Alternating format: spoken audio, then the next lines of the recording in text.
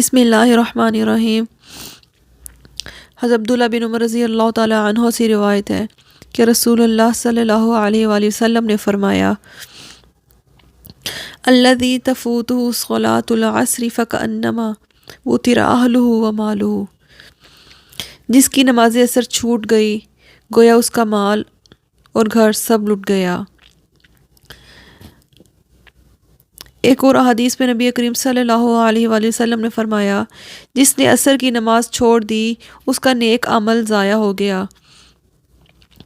حضرت جریر رضی اللہ تعالی عنہ سے روایت ہے، انہوں نے کہا، ہم نبی کریم صلی اللہ علیہ وآلہ وسلم کی خدمت میں موجود تھے۔ آپ نے چاند پر ایک نظر ڈالی، پھر فرمایا، تم اپنے رب کو آخرت میں اسی طرح دیکھو گے جیسے اس چاند کو اب دیکھ رہے ہو۔ اس کے دیکھنے میں تم کو کوئی بھی زحمت نہیں ہوگی۔ اگر تم ایسا کر سکو کہ سورج طلوع ہونے سے پہلے فجر اور سورج غروب ہونے سے پہلے عصر کی نماز پڑھ لو تو ایسا ضرور کرو۔ پھر آپ صلی اللہ علیہ وآلہ وسلم نے یہ آیت کی تلاوت فرمائی، وَسَبِّحْ بِحَمْدِ رَبِّكَ قَبْلَ طُلُوعِ الشَّمْسِ وَقَبْلَ الْغُرُوبِ، بس اپنے رب کی تسبیح کر سورج طلوع ہونے اور سورج غروب ہونے سے پہلے۔